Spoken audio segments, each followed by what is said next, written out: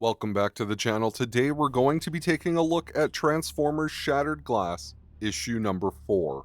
He's ambitious, ruthless, and incredibly desperate for Optimus Prime's attention. His name is Bumblebee. Bumblebee spent the war for Earth clawing his way up through the Autobot ranks, and might have even gained the approval he sought after if a blast from Megatron's fusion cannon during the final battle hadn't brought him to the brink of deactivation. Using a spare protoform, Ratchet revived the little Autobot during their voyage back to Cybertron, and rebuilt him into the powerful Goldbug.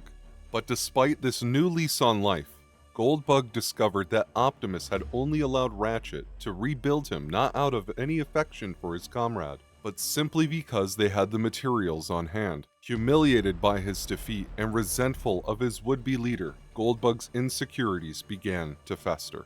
In the present, after capturing Starscream and imprisoning him in one of Gold City's torture chambers, Goldbug watches as Jetfire interrogates Starscream and orders Jetfire to simply tear out Starscream's spark and be done with it. But Jetfire reminds him that they're attempting to extract any information regarding his recent attempt to communicate with the Titans. If Starscream dies, that data dies with him. At that moment, a proximity alarm alerts the two to an intruder. Goldbug leaves to deal with the visitor himself, but not before ordering Jetfire to find a way to make Starscream talk. That intruder, it turns out, is none other than Skywarp, who Megatron has sent specifically to free his trusted lieutenant. And although his teleportation powers allow him to easily gain access to the prisoner complex while eluding security, he's no match for Goldbug. Despite the size disparity, Goldbug is as vicious as he is unpredictable. In a matter of seconds, he overwhelms his larger opponent and delivers the killing blow by ripping Skywarp's head from his body.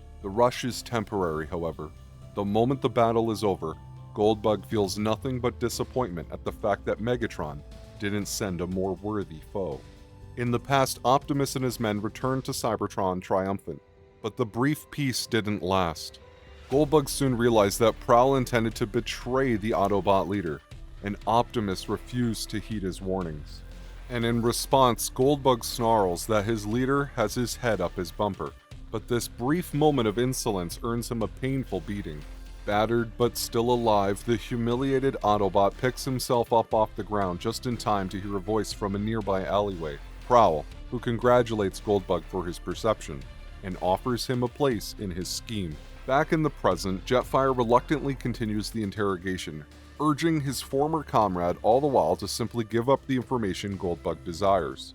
When Goldbug returns, he throws Skywarp's head at Starscream's feet in a calculated ploy to break Starscream's spirit, and taunts that Megatron couldn't be bothered to send a more important Decepticon to rescue him. Goldbug then orders Slicer to round up and execute any suspected Decepticon sympathizers, and then orders Jetfire to try and crack the encrypted files in Starscream's spark by any means necessary. Jetfire points out that it will take time, and Goldbug snaps at him to do what he's told. If he can't wake up the Titans, he'll use Starscream's body to draw out Megatron and his followers from the shadows. Starscream just laughs. He might be the ruler of his own city, but at his core, Goldbug is still the same pathetically desperate Autobot he's always been. He's just transferred his obsession to Megatron. Goldbug screams for Starscream to shut up and lunges for the controls of the torture device until Jetfire holds him back. If they kill him, they lose their one chance to get a Titan. Either way, they've got bigger problems. Megatron sent reinforcements. In the Autobot facility, Tap-Out and Freeway are standing guard when a lone Cerebro shell bounces off Tap-Out's helmet, infects his comrade, and gives the heroic Insecticons the opening they need to launch their rescue mission. But although Venom and Scrapnel quickly make mincemeat of the Autobots, none of them can stand up to a furious Goldbug, who meets the invaders head-on. Despite the 6-on-1 odds, they don't stand a chance against Goldbug, who easily slaughters his way through the swarm, and we see a flashback of his failed attempt to assassinate Optimus Prime. Despite his best efforts, Goldbug was unable to wound his former leader, but this defeat was merely a setback, as he steadily rebuilt his power base and turned Gold City into his own personal fortress. Goldbug vowed that no one will ever think of him as a joke again. Jetfire raises Goldbug on his communicator, but as he stalks back to the torture chamber, the Autobot Warlord has had enough of his excuses. If Jetfire won't get Starscream to talk, then he'll do it. In shock, Jetfire watches as Goldbug storms in and points his blaster directly at Starscream's face. Now, I've been meaning to read Shattered Glass for a really long time, and I'm really glad that I'm able to take the opportunity to go through this series with you guys. I wasn't entirely sure if I was going to like the role reversal between the Autobots and the Decepticons, but I like it a whole lot more than I thought I would. I also really like the introduction of Goldbug in this issue. I'm not normally a huge fan of Bumblebee, but I like that they've given this character a lot of different layers, so he's not just a sidekick, and he poses as a real threat. In fact, my favorite part about this issue was when he decapitates Skywarp. I thought that was absolutely ruthless, and because it's so different than anything we've ever seen Bumblebee do before, it really just stuck with me.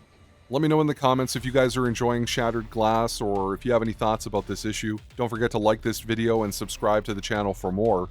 And stay tuned for my breakdown and review of the final issue of Shattered Glass, issue number 5. I'll see you guys next time.